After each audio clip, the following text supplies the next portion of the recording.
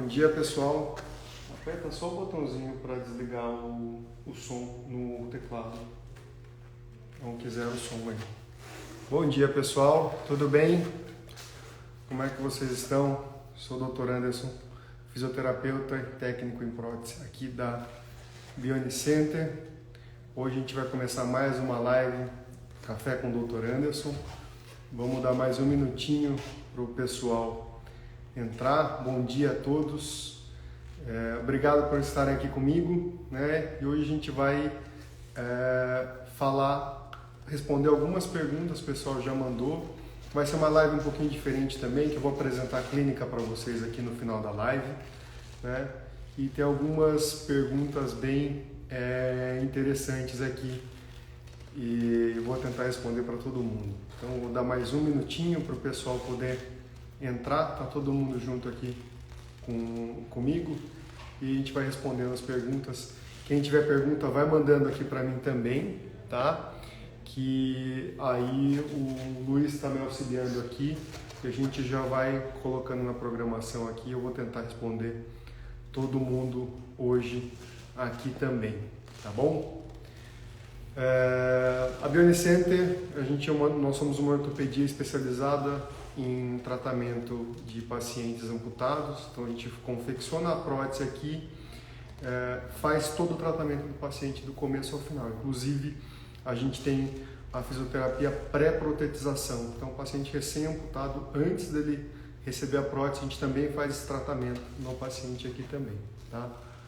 Mais 30 segundinhos, pessoal, a gente já vai começar as perguntas aqui também.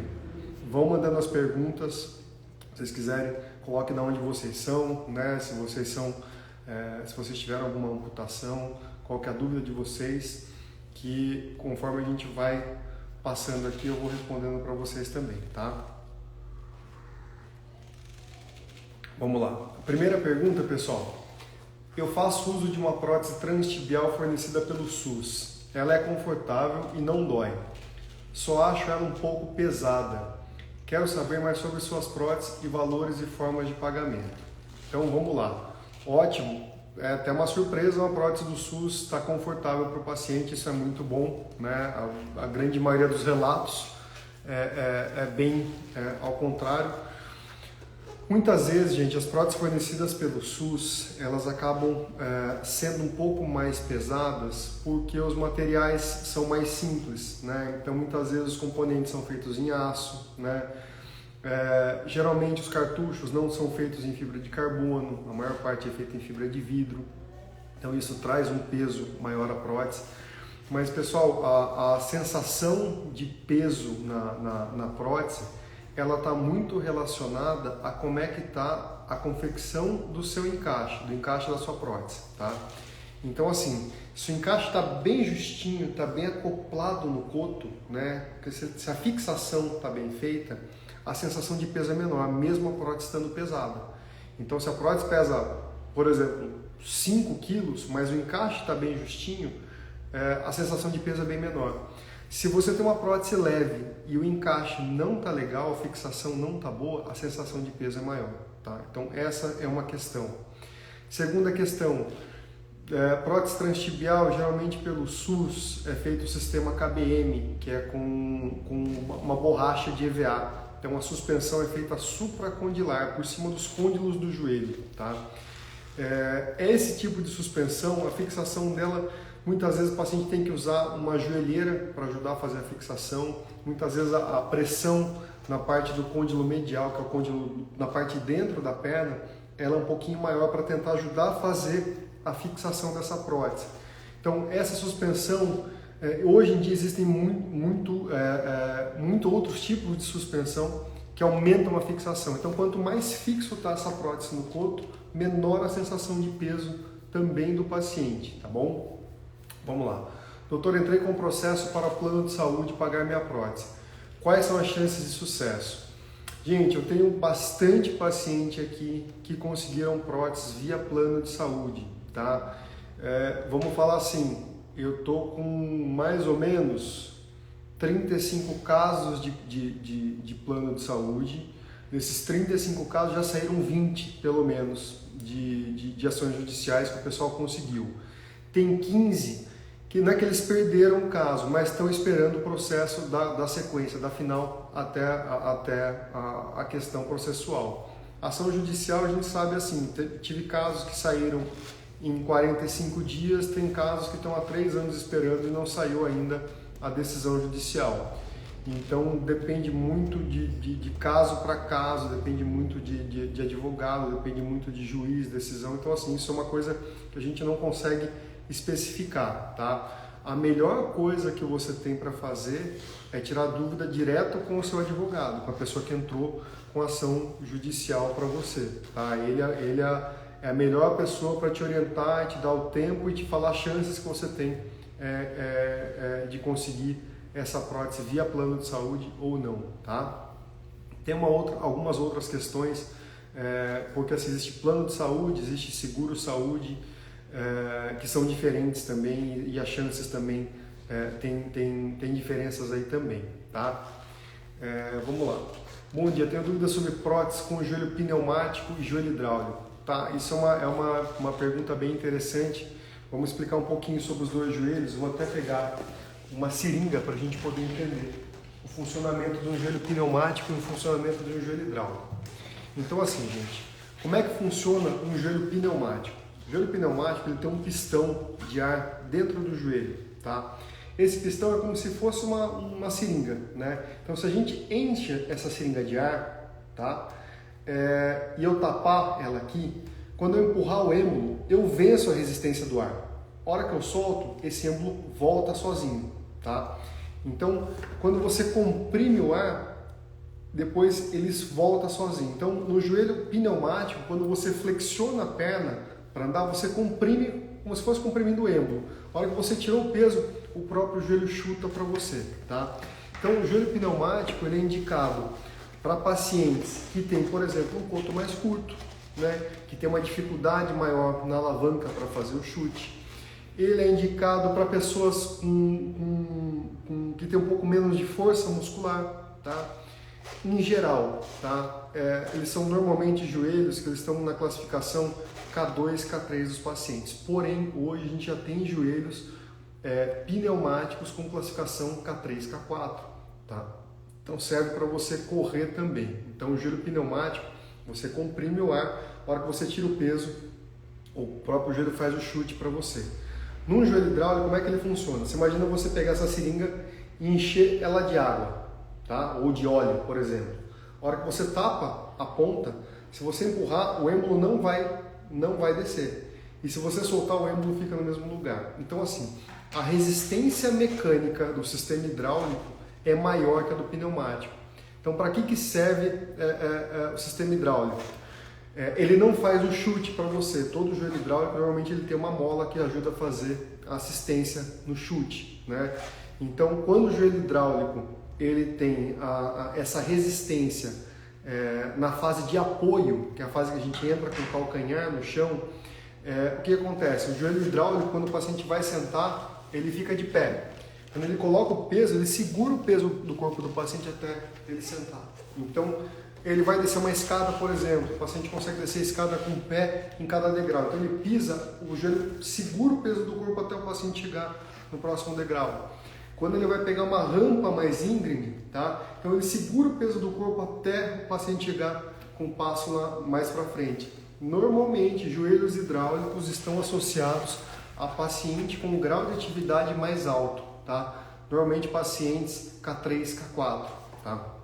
E existe também joelhos hidráulicos que a resistência do hidráulico está na fase de extensão, está na fase de impulso, tá? Então o joelho fica mais suave. Normalmente joelhos policêntricos como o Total Knee 2000 da Ossor, ele tem Total Knee 2000, Total Knee 2100, eles têm essa fase da resistência hidráulica na fase de extensão. Então ele tem um chute mais suave, tá? E a gente consegue regular isso daí também, tá? Vamos lá. Eu estou na etapa de pré-protetização transtibial. Gostaria de saber qual o tipo de prótese melhor para mim. Isso é uma pergunta que assim depende de vários fatores, né? Vai depender da idade do paciente, vai depender do tamanho do coto, vai depender qual foi a causa dessa amputação. Então tudo isso vai influenciar na hora da gente indicar a prótese. O que é o correto? É a gente fazer uma avaliação desse paciente, né? Hoje toda avaliação que eu faço dos pacientes aqui, eu classifico esse paciente através do nível K. O nível K é uma classificação internacional com relação ao grau de atividade do amputado. Então o nível K ele vai do K1 ao K4. Então a gente classifica o paciente nesse nível K e hoje todos os componentes protéticos eles vêm com essa classificação internacional. Então a gente tem pé que é K1, K2, tem pé que é K2, K3, tem pé que é K2, K4. Quando a amputação é acima do joelho, existem os joelhos com essa classificação, os sistemas de encaixe, os sistemas de liner, tudo isso segue essa classificação. Então a prótese ideal nem sempre é a mais cara para os pacientes. Então por isso que é muito importante fazer essa avaliação correta do paciente, tá? E fazer a indicação dos sistemas de prótese em cima da classificação K. Então esse é o primeiro ponto. Segundo ponto, vamos só para tentar exemplificar para você, um paciente transtibial, ele pode ter um coto extremamente longo, pode ter um coto médio, pode ter um coto mais curto. Quando o coto é muito longo, a gente perde espaço para poder trabalhar ali embaixo. Então eu não posso colocar um pé com uma altura alta, com uma altura grande. O coto medial é o coto ideal para se protetizar, a gente tem espaço para poder trabalhar. Um coto muito curto, a gente tem bastante espaço para poder trabalhar, mas a alavanca é pequena, então a gente prioriza componentes mais leves, né? Aí muda também, por exemplo, a indicação do sistema de encaixe de prótese. Coto longo, normalmente não coloca sistema com liner de pino, porque para você vestir o liner você tem que colocar o pino na posição correta para ele poder encaixar depois lá no chatlock. Então isso dificulta um pouco. O chatlock ele ocupa um espaço muito grande ali embaixo, então a gente já não tem muito espaço no coto longo. Se a gente coloca o chatlock, a gente perde mais espaço, então a gente prioriza sistemas com a vácuo, né? Para cotos curtos a gente pode colocar o chatlock, pode fazer com sistema a vácuo, mas com joelheira de silicone, tá? A joelheira de silicone ela aumenta a fixação da prótese e ela aumenta a estabilidade no joelho também. Então pode fazer indicação, mas não pode colocar liner de anel, por exemplo, que o liner de anel, por exemplo, o que é recomendado pelo fabricante é que o paciente tem que ter pelo menos 12 centímetros de coto a partir da fossa poplítea. A fossa poplítea é aquela linha que a gente tem atrás do joelho. Então, daquela linha atrás do joelho até a ponta do coto tem que ter no mínimo 12 centímetros. Se tiver menos do que 12, se tiver 11 centímetros, não é recomendado colocar um sistema com o liner de anel. Então, tudo isso a gente leva em consideração na hora de fazer a avaliação, na hora de fazer a prescrição, na hora de fazer a indicação desse tipo de prótese. Por isso que assim, sem ter todas essas informações, sem fazer pelo menos essa avaliação por vídeo do paciente, a gente não consegue fazer uma indicação correta de prótese, tá bom? Quanto tempo e condições normais dura o liner? O liner, assim, todos os liners, gente, a grande maioria vem com uma garantia de fábrica de 6 meses de garantia. Então todo liner tem 6 meses de garantia contra defeito de fabricação, tá? O liner também segue aquela classificação K, tá? Então se ele tiver corretamente para aquele paciente, a durabilidade média de um liner é entre 1 ano, 1 ano e meio, pode chegar até 2 anos. Tá? Então, entre 1 e 2 anos, normalmente dura um liner se ele tiver classificado corretamente para aquele paciente. No seguinte sentido, gente, você imagina eu pegar um paciente K3, K4, que é alta atividade, e colocar nele um liner K1, K2. Esse liner não vai durar 1 ano. E se eu pegar um liner que tem a classificação K3, K4 e colocar nesse paciente K3, K4 e a prótese estiver correta, o coto não tiver perdido volume, tiver tudo ok com essa prótese, em média 1 ano e meio a 2 anos, tá? Tive pacientes que vieram trocar o liner comigo depois de 2 anos e meio, 3 anos, tá? É raro acontecer, mas quanto mais você cuidar do seu liner, quanto mais você cuidar da sua prótese, tá?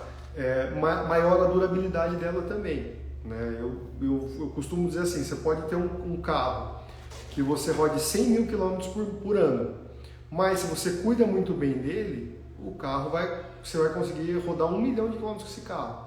Agora, você pode ter um carro que você roda 10 mil quilômetros por ano e você não cuida desse carro, né? Não troca óleo, não faz revisão, não limpa, não só usa, você acaba que diminui a vida útil desse carro também. É a mesma coisa que uma prótese, são componentes mecânicos, né? Então, se você cuida deles, se você faz as revisões, se você vai periodicamente na ortopedia que você fez a sua prótese, a durabilidade geralmente aumenta bastante também, tá? Tem uma pergunta em inglês aqui, eu vou já traduzir ela. Protesistas são chamados de médicos no seu país ou de doutores no seu país?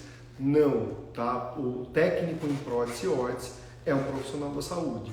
Geralmente quem é doutor aqui no Brasil são médicos, são fisioterapeutas, terapeutas ocupacionais, então pessoais ligados diretamente à área de saúde que fizeram esse tipo de curso. O técnico em prótese não é doutor no Brasil, tá?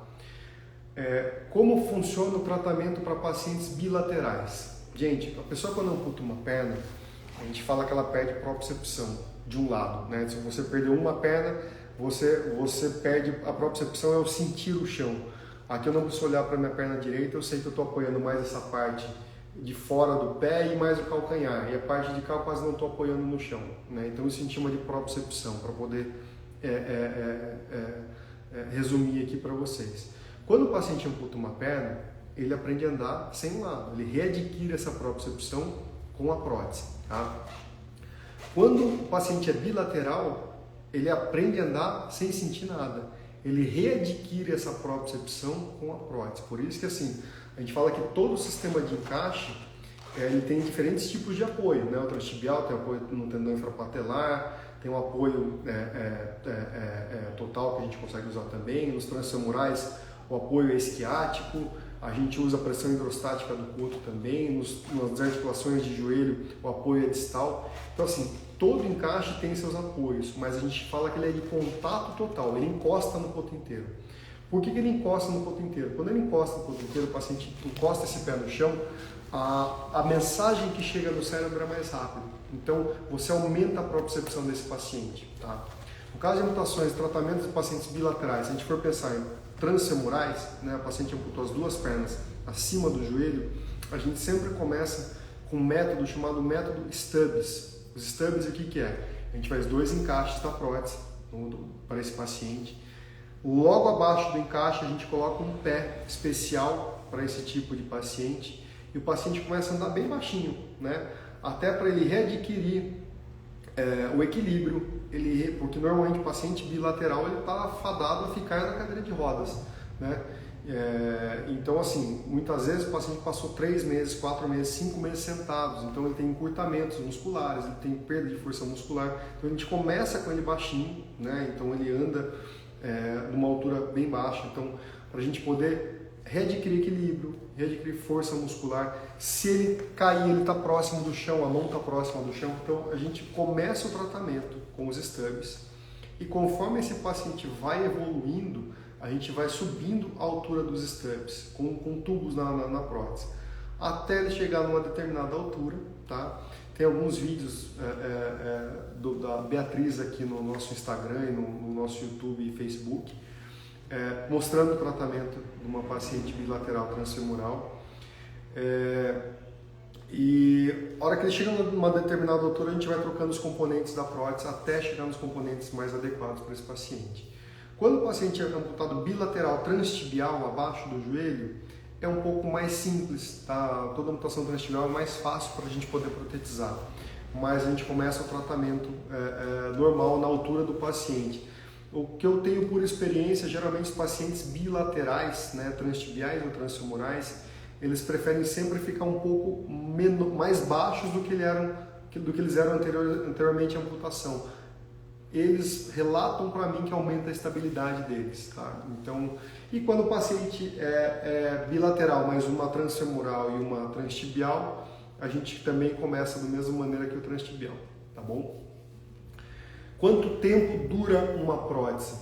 Gente, vou lá, volto a dizer, vai muito dos cuidados que você toma com a sua prótese. O que a gente fala para os pacientes aqui na Bionic Center? Eu costumo dizer que esse paciente, o ideal é que ele venha fazer uma revisão na sua prótese anualmente. Pelo menos uma vez por ano, vem até aqui, a gente desmonta a prótese, eu limpo ela, eu lubrifico e a gente consegue estender a vida útil de uma prótese. A vida útil de uma prótese hoje, gente, a gente estima em 5 anos. Teoricamente, a cada 5 anos você troca a sua prótese. Tive pacientes que vieram trocar prótese depois de 14, 15 anos. Tem um que pula 3,5 metros de altura com a bicicleta dele em São Paulo, que dura 6 meses, 7 meses, 1 ano a prótese desse paciente. Então, vai muito dos cuidados que você toma com a sua prótese. Em média, até com documentação dos nossos fornecedores, eles falam que os componentes são para durar em média 5 anos. A gente sabe que alguns componentes duram menos, como o liner, né? Em torno de 1 ano e meio, 2 anos, você tem que fazer a substituição do seu liner. Os encaixes da prótese, o cartucho, que eu falo que a principal peça de uma prótese hoje é o cartucho, que é a conexão da prótese com o paciente. E eu costumo dizer que o ideal é esse paciente trocar esse encaixe a cada 2 anos e meio, 3 anos pelo menos, porque o nosso corpo, ele muda a fisiologia, então ele muda de formato, a gente engorda, a gente emagrece, a gente ganha músculo, a gente envelhece, né? Então, assim, muitas vezes com 1 ano e meio, com 2 anos e meio, 3 anos, se o encaixe não está legal, pode substituir. Se o encaixe não teve alteração, você não teve alteração corporal, mantém, né? O que troca são só as meias de silicone. Não quer dizer também, gente, que com 5 anos, blum, quebra a prótese no meio, o pai tem que trocar. A prótese que a gente trabalha hoje em dia são próteses modulares, são feitas por módulo. Tem o módulo do pé, tem o módulo do tubo, tem o módulo do joelho, tem o módulo do encaixe. Então, de repente, você pode ter quebrado um pé, você vai lá, troca o pé da sua prótese. Pode ter quebrado um joelho, você vai lá, troca o joelho da sua prótese. Pode ter quebrado o cartucho, você vai lá, troca o cartucho da sua prótese. E também os pacientes podem evoluir com as próteses dele. Você pode começar com uma prótese mais simples, mais para frente vai lá, você troca um sistema de joelho, troca um sistema do pé, troca um sistema de encaixe. Então você pode substituir na hora de trocar, quando estiver no tempo correto para você fazer a troca do seu componente. Tá? Existe um pé intermediário entre o pé normal e o pé de salto. Assim, a grande 99% dos pés de prótese, eles não têm ajuste de salto. O ajuste é feito no alinhamento com chave. Tá? O pé para salto alto são o único pé que você aperta um botão e o próprio paciente regula a altura do salto. Tá? Qual que é a diferença entre eles?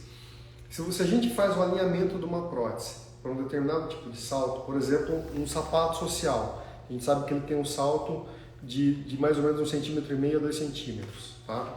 E esse paciente vai andar descalço, quando você abaixa esse calcanhar do paciente, a prótese projeta ele para trás. Se esse paciente tira esse salto de 2,5 e coloca um salto mais alto, a prótese joga esse paciente para frente. O que normalmente a gente faz aqui, eu regulo, o paciente traz alguns tipos de sapato, a gente regula para o salto mais alto ali, por exemplo, até 2,5 cm. E conforme ele vai trocando de sapato, ele coloca uma calcanheira para suprir aquela altura do calcanhar. Tá? Já o pé de salto, ele causa essa liberdade muito maior, principalmente para as mulheres. Né? O homem, normalmente, eu falo que geralmente tem 2, 3 tipos de sapato. O sapato social é um tênis e um chinelo. Né? Agora a mulher tem as pequenas variações de salto que isso interfere na hora de fazer o alinhamento. Então isso causa uma liberdade muito maior. Mas a gente vende esses pés muitos pés para homem também, né? Porque o paciente quer chegar em casa, quer andar descalço, né? O paciente quer chegar e quer colocar uma bota de fazenda, o paciente quer colocar um salto mais alto. Aí cada um escolhe o que pode ser feito, mas a gente faz também esse tipo de salto. Não existe um pé intermediário, ou é pé com ajuste de salto, ou é pé sem ajuste de salto. Existem alguns modelos de pé com ajuste de salto de diferentes fornecedores, né? E existem diferentes tipos de pé também. Tá? Estão perguntando aqui o valor de um joelho hidráulico. Pode variar bastante, gente. A gente tem joelho hidráulico, tem 3R80 da Autobock, tem o Malk da Ossur, tem alguns joelhos hoje da Streifeneder, da College Park, que são hidráulicos. Existem joelhos hidráulicos com resistência na fase de apoio, que é o 3R80, o Malk. Existem joelhos hidráulicos com resistência na fase de balanço, que é o 3R60, que é o Total Knee 2000, que é o Total Knee 2100.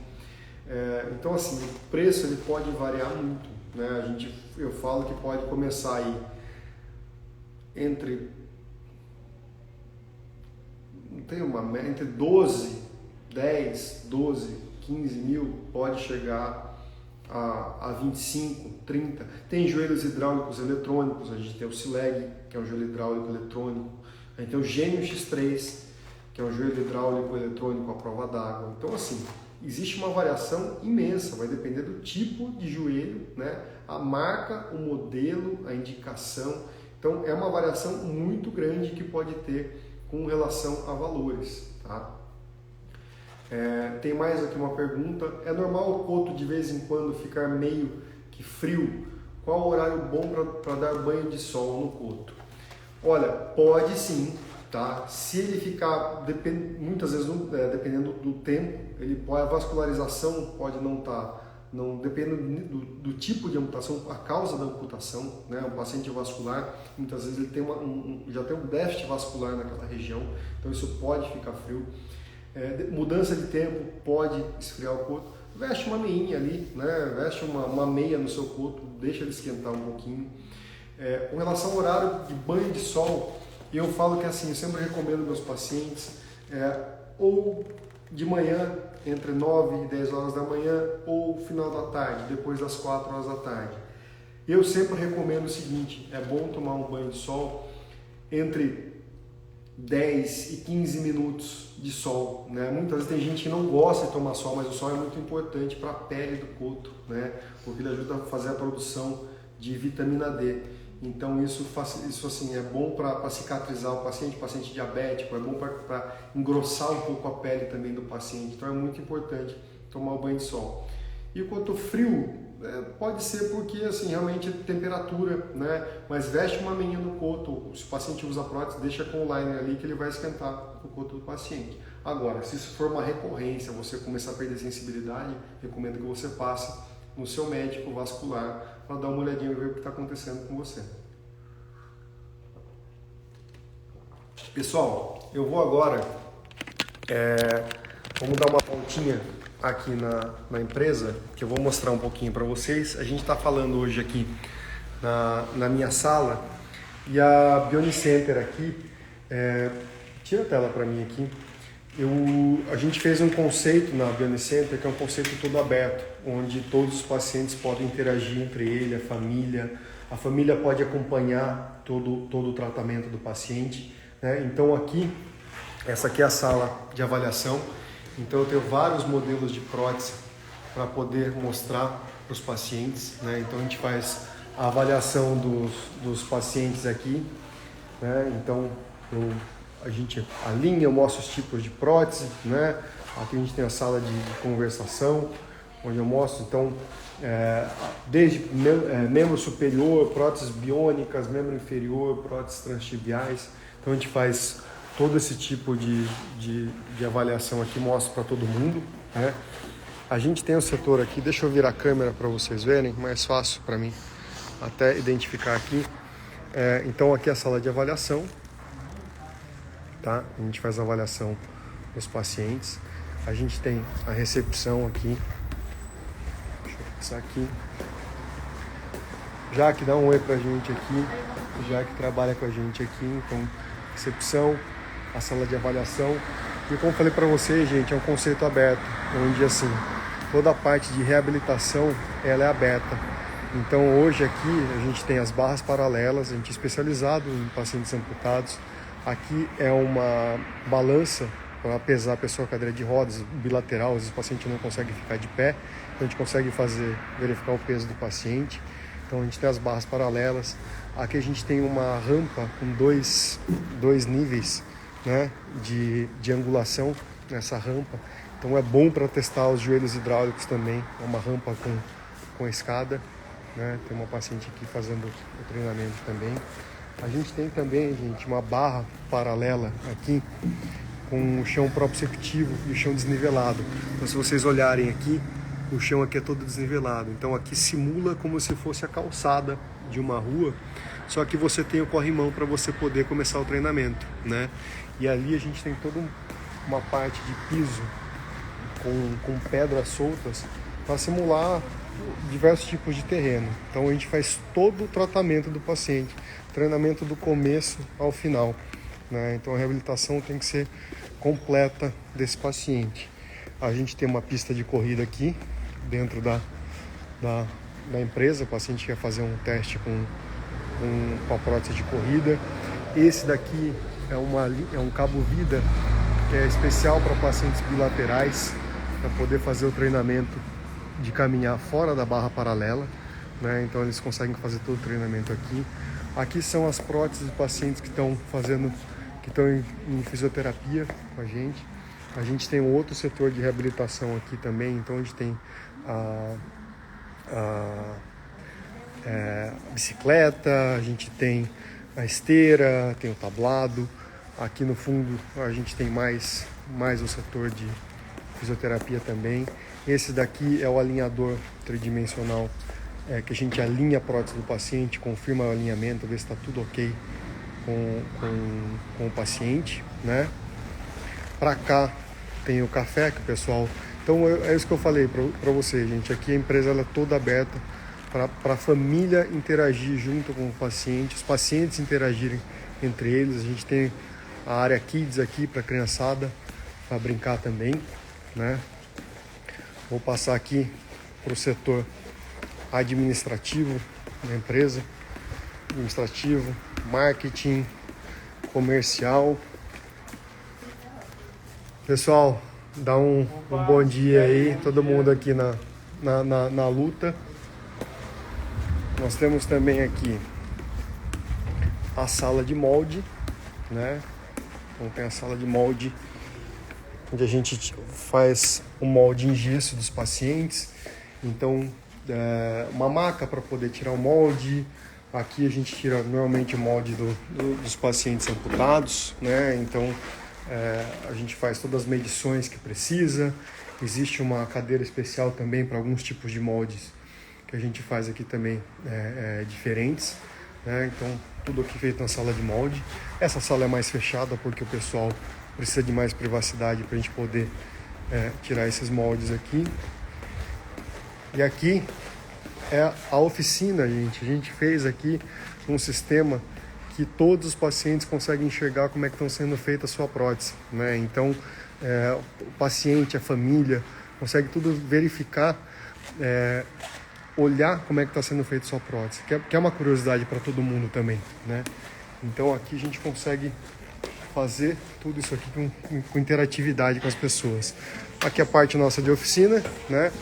Então tem um setor de gesso e de que a gente tira o molde de gesso, faz o gesso no negativo, depois monta. Aqui a gente faz a parte de retoque de gesso. A gente tem o setor aqui de forno, a gente prepara, seca o gesso aqui também, faz alguns procedimentos no termoplástico também. Setor de laminação, que a gente faz a parte de fibra de carbono, resina, né? Setor de montagem da parte de oficina da prótese. E aqui também a gente tem uma sala de maquinário, que é um maquinário mais pesado, onde faz mais sujeira e mais barulho. Então é uma sala mais isolada também. Então é tudo feito aqui na Grand Center. Então, como eu falei para vocês, a gente pega os pacientes aqui do começo ao final, tá? Pessoal, eu agradeço vocês estarem com a gente aí desde o começo dessa live. Se as dúvidas, ficou alguma dúvida aí, pode entrar em contato com a gente aqui, que eu puder fazer para orientar vocês aqui, eu estou à disposição também, tá bom? Obrigado, um forte abraço e fiquem com Deus aí. Obrigado, tchau, tchau.